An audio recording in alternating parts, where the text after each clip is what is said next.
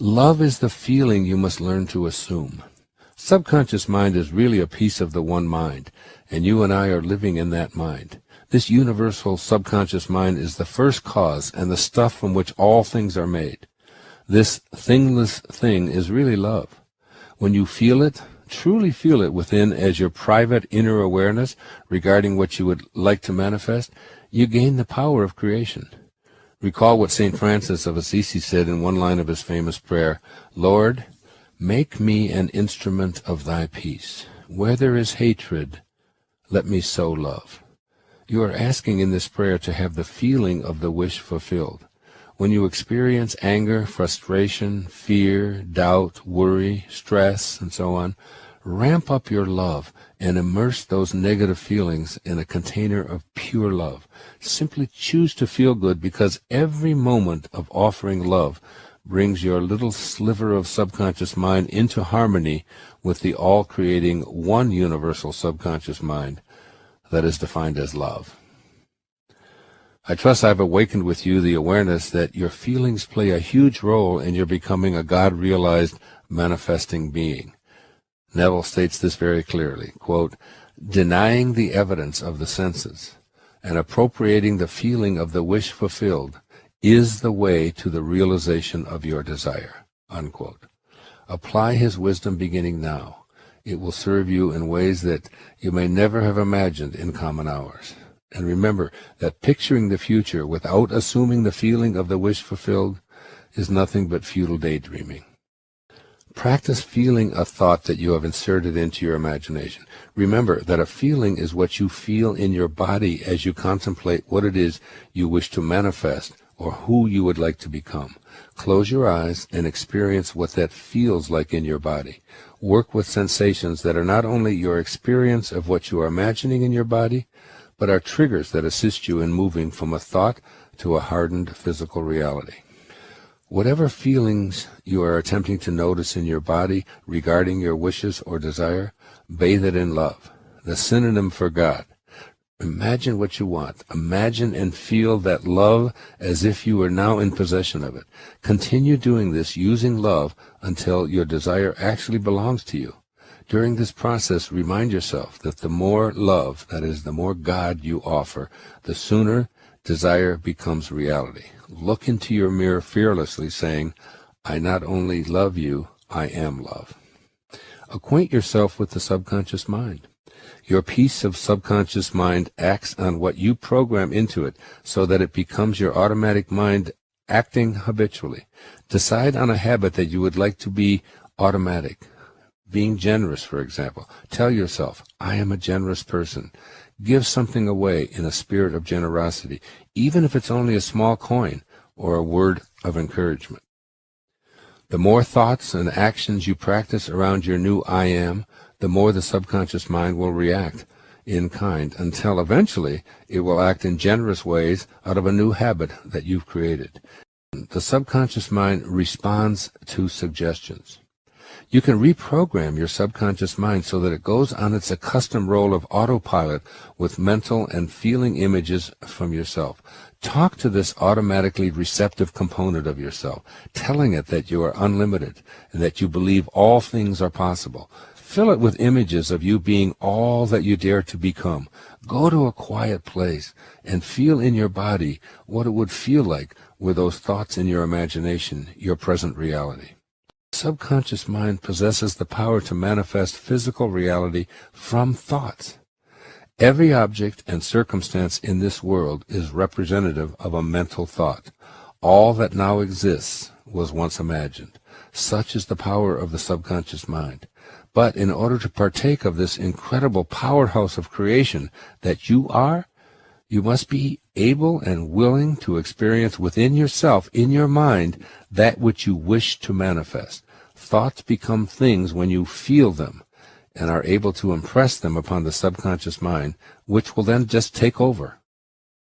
Here is how Neville describes this phenomenon.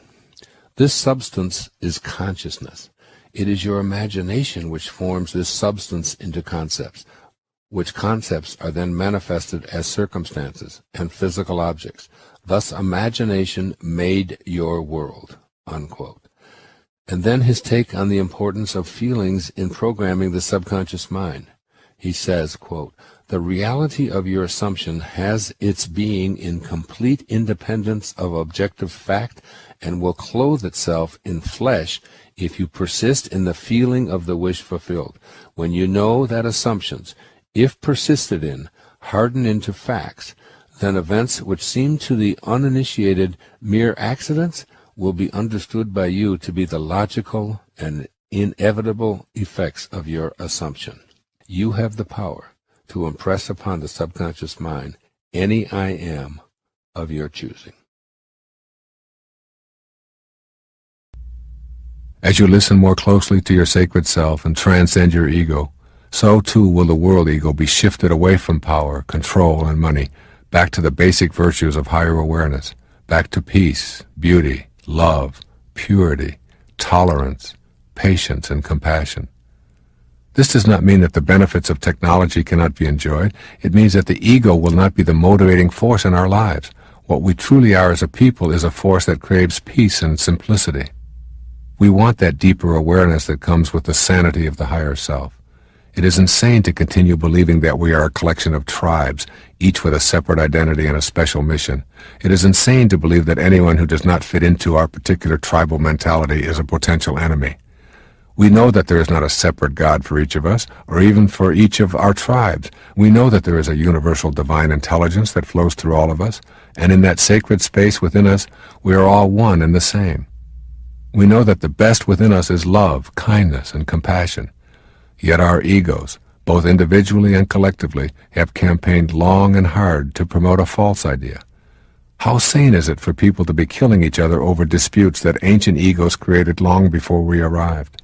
How sane is it for us to believe that some of us deserve to eat the food that God provides, and that others do not deserve it by virtue of their geographic location? How sane is it for us to pump up our youth with the philosophy of the free ride by leading them to believe that if they want something, they deserve it? How sane is it to show our children pictures of violence as entertainment and allow them to adopt the ego belief that it is human nature to hurt others as a way to defend a right to be special and separate? As our higher selves begin to triumph over ego in the daily decision-making of our lives, we will truly be making progress on the path of the sacred quest for all of humanity. You must banish all doubt about your ability to facilitate such a quest and begin to know that you are both the microcosm and the macrocosm. There is a universe within you, a unified field of all possibilities that you can reach as you become the compassionate witness. Be silent. Shut down the inner dialogue. Most important, transcend the false self that we call the ego. That is when the healing will begin to occur. The world ego is destined to be restrained as more individuals look within and consult the higher part of themselves. The doubts are vanishing, and the spiritual revolution is well underway. Moving toward an egoless world is not some far-fetched idea, any more than the disintegration of the Iron Curtain was a far-fetched idea. To those who heard such talk a few years before it happened, it did indeed seem absurd, but ideas, thoughts, and inner knowings are powerful instruments for the disintegration of the false self. One of the simplest and most powerful ways of doing this is taught by Eknath Eswaran. Writing in his book Meditation, he advises us to spend 30 minutes every morning in meditation repeating the prayer of St. Francis. In saying this prayer, we both transcend the ego and invite the sacred self to guide us through the day. I invite you to join me in this daily prayer as we share the path of the sacred quest. The prayer of St. Francis goes like this. Lord, make me an instrument of thy peace. Where there is hatred, let me sow love.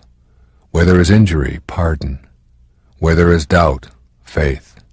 Where there is despair, hope. Where there is darkness, light. Where there is sadness, joy. O Divine Master, grant that I may not so much seek to be consoled as to console, to be understood as to understand, to be loved as to love. For it is in giving that we receive. It is in pardoning that we are pardoned. It is in dying to self that we are born to eternal life. If you have the same knowing about your world, dramatic changes will take place as we collectively put to use the greatest force in the universe, the force of love. When enough of us as a people begin to think in certain kinds of ways, and we reach a critical mass, then all the rest of us begin to align that way. And the same kind of changes that take place in the history of humanity in one place take place all over the planet at the same time. And as people begin to think this way, that the spread is not a physical property, that it's an invisible property, that indeed we are all connected, but what we're connected with is not something that we can get a hold of. As Deepak always says, quantum physics is not only stranger than you think it is, it's stranger than you can think. Because indeed, what it does is it shatters the illusion of our separateness.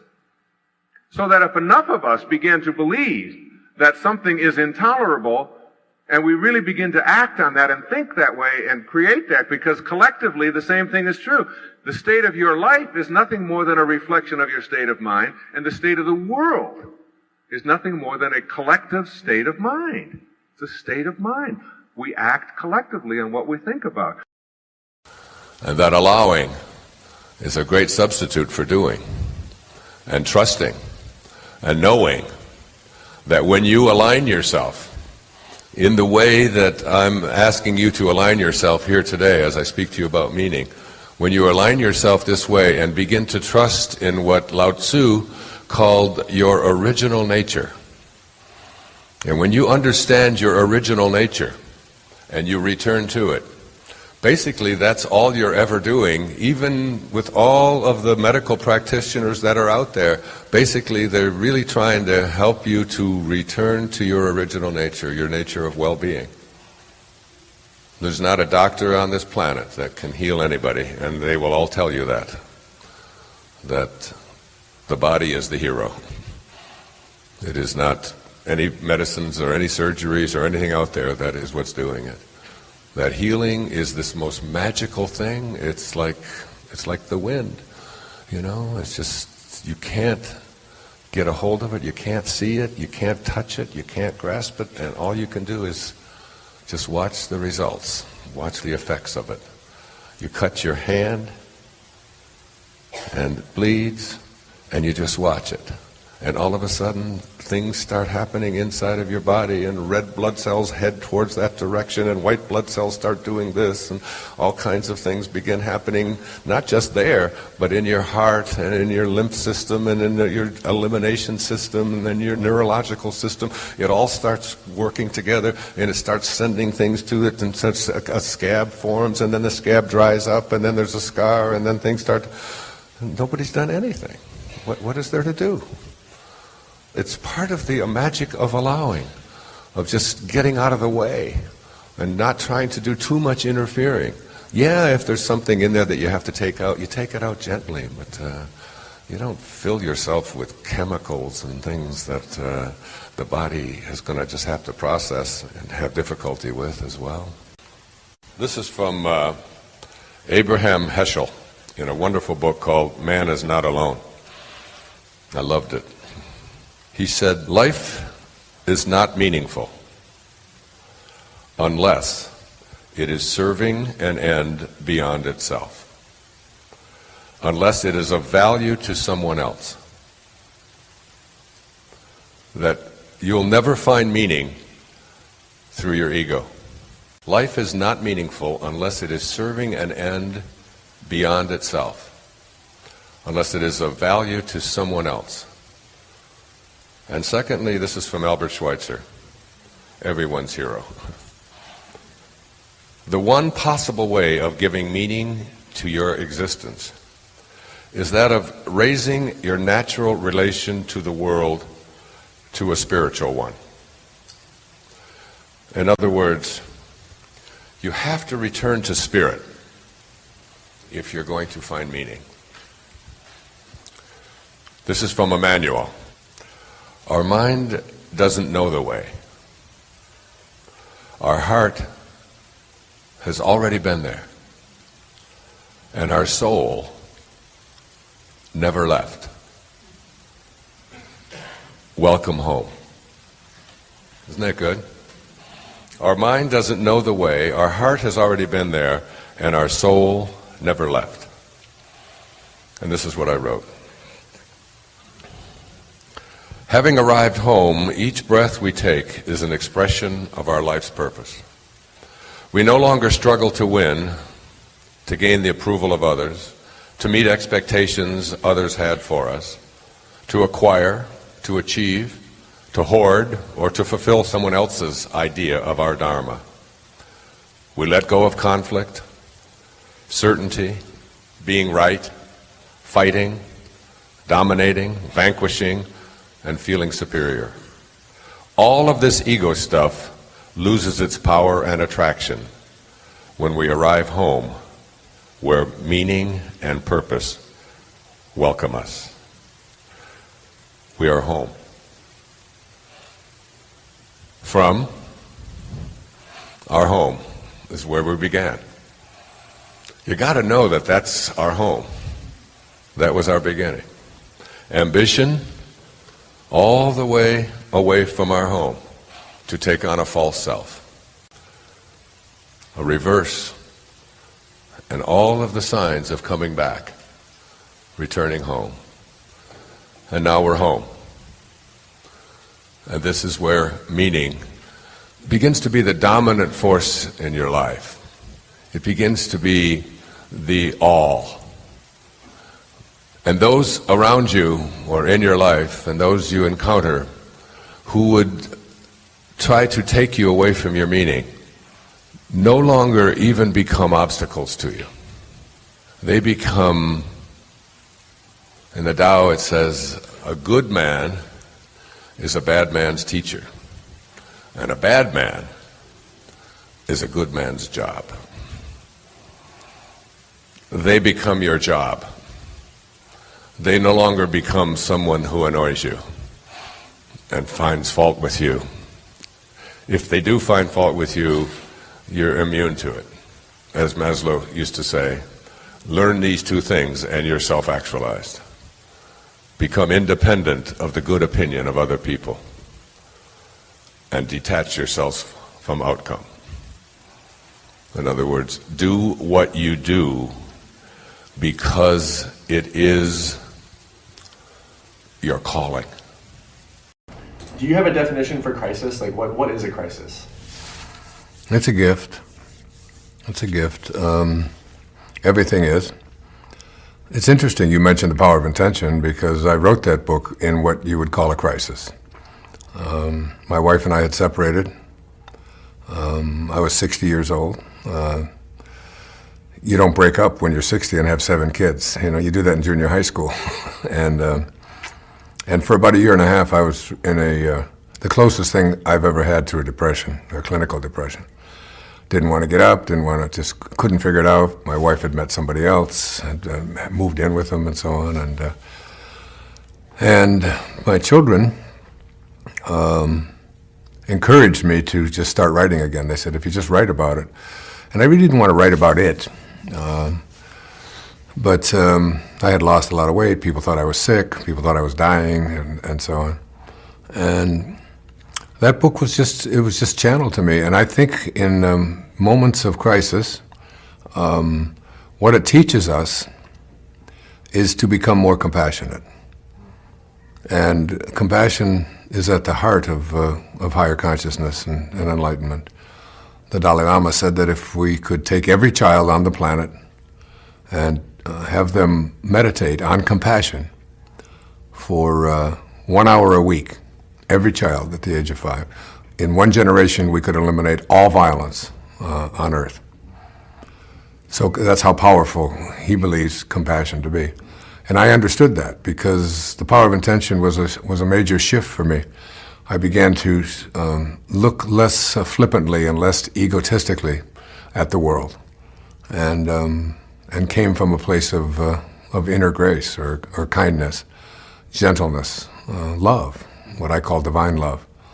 So that I've always felt that it is not always so important to just be in a state of gratitude when things go well, and when you're around people that smell good and that make you feel good and that look good, but it's the low points in our life, reminders that there's something inside of us that wants to have an outpouring of love. See, even the miser who loves his gold doesn't really love his gold because of the gold. The gold is just another thing. It doesn't have any love in it. It's just an object, a metal object. The reason that the miser loves his gold is because of the outpouring of love that he has for the gold. And that's true of everything and everyone. It's learning to have this outpouring of love, and you don't just have to have it for people and events, but you can have it for, for this microphone, and you can have it for the cameras, and you can have it for the wall, and the table, and the chair, and everything that you encounter. And I think for me, probably one of what you would call a crisis in my life was a diagnosis of leukemia 3 years ago. And when I first heard that word leukemia has cancer all around it. Cancer has a lot of fear all around it. And even if you aren't afraid to die, which I'm not, there's no point in being afraid of that.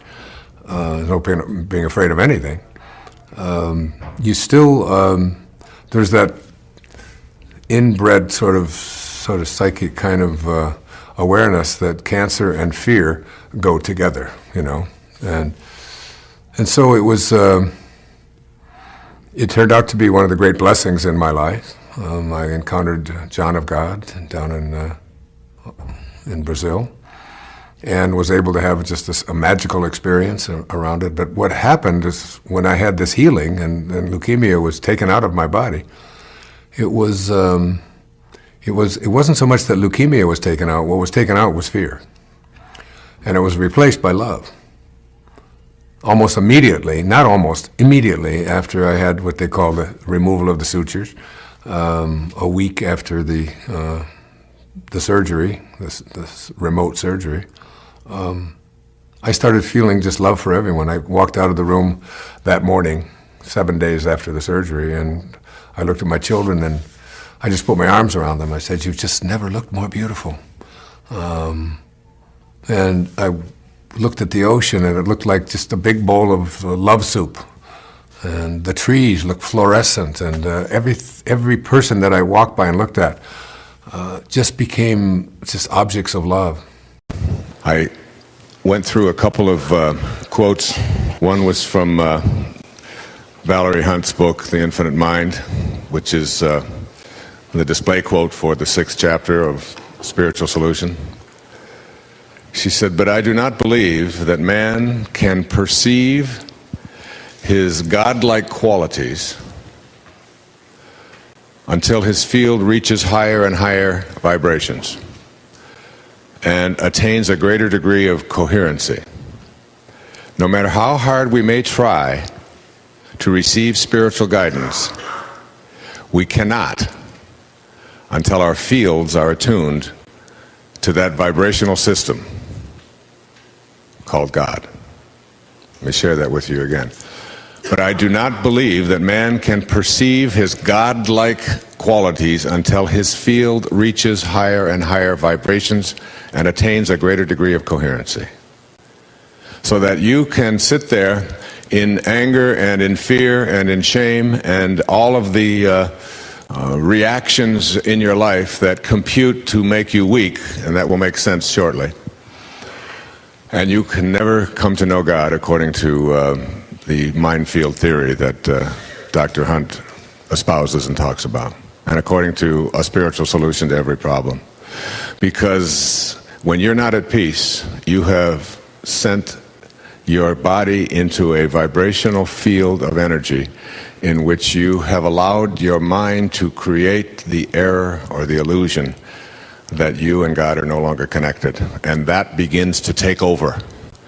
And as hard as you may try, and no matter what you may do, until you can raise the frequency at which you vibrate, until you can raise the energy level at which you experience life, and move out of the lower and slower frequencies and into the higher frequencies, you will not be able to access and negotiate the presence of a spiritual solution to your problems.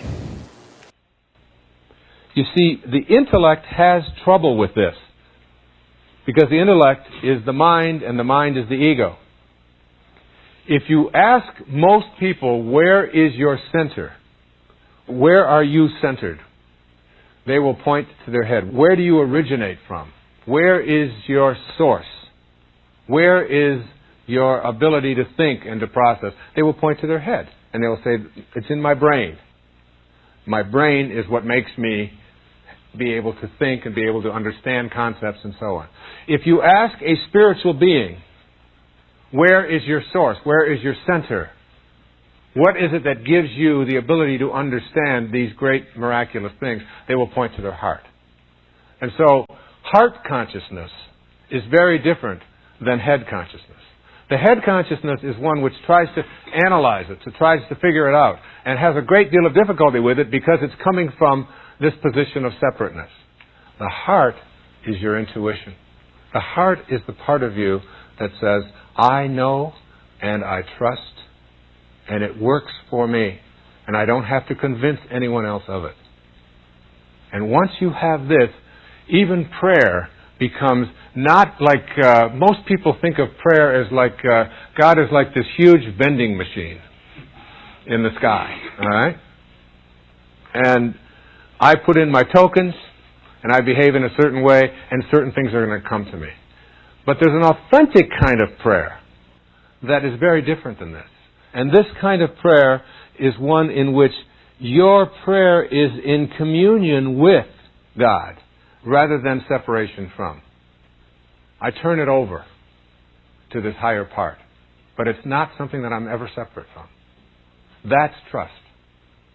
That kind of trust, in combination with knowing that you're no longer afraid of being God. Know ye that ye are gods, and I am in you, and you are in me, and I am in the Father, and the Father is in me. It's like this is something that we are being taught, and yet we have been conditioned almost to subscribe to another idea which says that I am not trustworthy, I am separate from, I can't do those things. That has to be transcended. You have to understand that in terms of people using it to give fear to you. And our greatest fear is the fear that we're going to be alone, that we're going to be abandoned. But this universal intelligence that is everywhere, this divine intelligence that is universal, that is in all things, how can it abandon us? Wherever we go, it's there.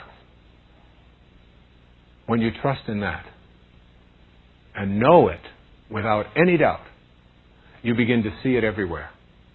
You see it in the flowers. You see it in the sunsets.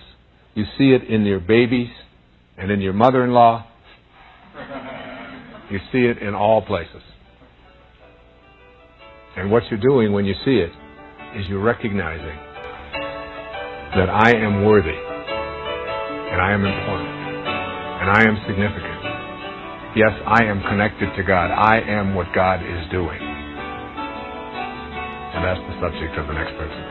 Honoring your worthiness to receive. Thank you. If you don't believe what goes around comes around, the next time you see somebody down, just smile at them. Just say hello and be friendly toward them. And you'll see that what you send out is what comes back. Now that law of the universe is so powerful that it affects every cell in your body. Every cell in your body. When you look at one cell in your body, ask yourself what makes the cell work. What makes a cell in your body work? Do you know what makes one individual little cell work? Harmony and cooperation. That's how cells work. An individual cell. If what's inside that cell, the electrons, the neutrons, and the protons, and all that physics stuff that's inside one, if any of them get out of whack and start not cooperating or not working in harmony, what happens to the cells around it? They're affected in some way, aren't they? When one individual cell is affected in a negative way, that is, when it loses its harmony, when it loses its cooperation, then it affects negatively those cells around it. And that's the disease, all right? And that spreads to another cell and to another cell. And before long, the harmony within you is, physiologically, is destroyed. There's two kinds of energy, supposedly, in every cell. One is the physics energy. Shirley MacLaine talks about this in her wonderful book, Out on a Limb. I recommend you read it. She talks about the physics of what is energy within one cell. And then that there's another kind of energy within a cell that scientists and physicists and chemists, none of us can figure out what it is, but it is what makes the whole thing work. They just call it the source. And that source, the nearest they can get to is love, or cooperation or harmony, what we call love, which is just love. It's just cooperating and being in harmony with. All right? That's what love is. And that is what makes every single cell work. And when one doesn't work right, it affects the other cells. Now, for a minute, just for a minute, think of yourself as a cell, just as one big cell, okay? Now, one of us as a cell goes out of whack, goes amok, doesn't work right in some way. Does it affect those around us? One cell gone wrong can affect all the other cells around us. It's just a growth process, seeing bigger and bigger cells.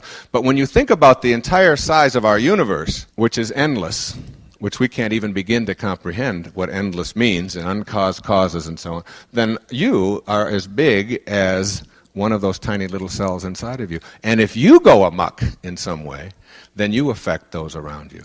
And if our planet, which is just another cell in billions and billions and billions of other cells, if our whole planet goes amok, that is, if we store up enough weapons and we do enough killing and we have enough hate, and as a people we do that, then we will not only affect everything down to that tiny little cell, but all the cells in our planet, in our universe, and it will go on forever. See, I have taken to sending out ICUS, a copy of my parable. I send these books out to all influential people in the world in every field. Just the last 2 weeks, I think our mailing lists have totaled over 4,000 at my own expense, just signing them and sending them out to all the government leaders, all the medical leaders, all education leaders, all people in celebrity status, all people associated with different religions and so on. I'm just sending them out. All right? Now, many times when you send things out in the mail to a large mailing list, you get some back. Karma. Understanding how our universe works.